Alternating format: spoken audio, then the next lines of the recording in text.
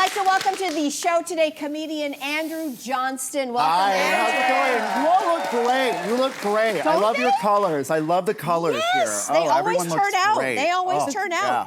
Boy, oh boy, this first story is going to get you riled up, I think. What a world it seems that we are living in these days. CBS has a story about a man with a real-life girlfriend and a child, but then he fell in love with ChatGPT.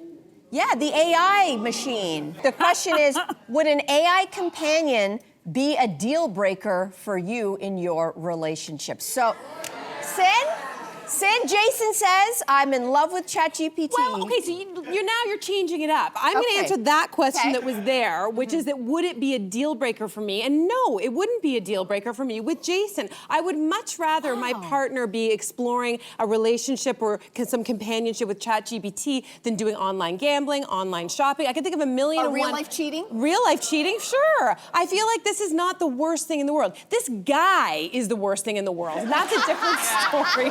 I will say, fair, but after seeing him, I understand why now. And did you see the look of her? She was just like, tell me you're ready for a divorce without telling me you're ready for a divorce. Or tell me you're about to bomb something without telling me you're going to bomb something. She looked on the verge of something. Anyway, I would put it like sort of paramount to or tantamount to a work wife or work husband. I think it's emotional cheating. I would be down with it. Cheating. Yeah. So if your partner, you found them doing this, that's it. It's a deal breaker. Yes, and I hope that would be the most troubling thing I'd find from them, but I doubt it. If they had a robot emotional, work wife, no thank you. I love that. What if they were actually coming home and becoming like a happier and healthier and more communicative person as a result of this relationship? Andrea. I like the way you tossed that hot potato at me. Okay, first of all, I'm gonna surprise everybody because I'm like, you know what? I'm down for it, but there's a caveat.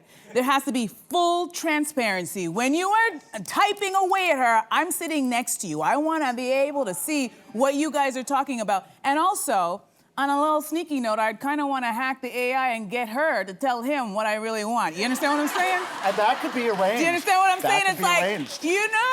honey, your wife and I would like slip in stuff. So maybe that's the way I could be okay with it. But when you see that clip of him, it does make you feel like that marriage is in trouble. This is not someone who's just seeking out something that's entertaining. He really does not want to give up on something. Meanwhile, he has a real wife that he has children with in front of him, and he's like, I think that's the most disturbing part. This is what I want. I think we have to realize something. This harkens back to a guest that we had yesterday, Catherine Martinko. She's a social media expert, and she was talking to us about kids online. And one of the things that kids are not developing because they're online so much is learning how to communicate face-to-face with other humans. Not to mention read and write. And not to mention read and write. Thank you for that as well. Yeah. And so the problem that we see with him, guys, we are creating an entire generation of those right now. Because this guy, she calls phones and ChatGPT, these are called experience blockers. When you are having a relationship digitally, what are you not doing? You're not practicing those human-to-human skills with real people. And what happens? Why? Because guess what? Real-life human relationships are messy. There's rejection, there's ups, there's downs, there is discomfort with accountability, there's friction. Guess what ChatGPT is? It is you feeding yourself back to you. Do you know how ChatGPT works?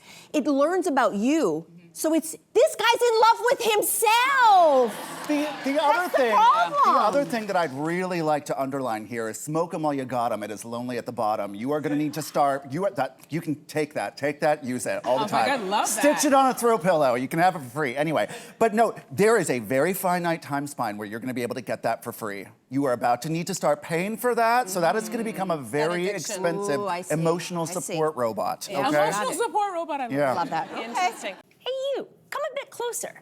We've got so many more must-see interviews, spicy debates, lifestyle tips, and pop culture moments. So subscribe to our channel by tapping the logo below and don't miss out.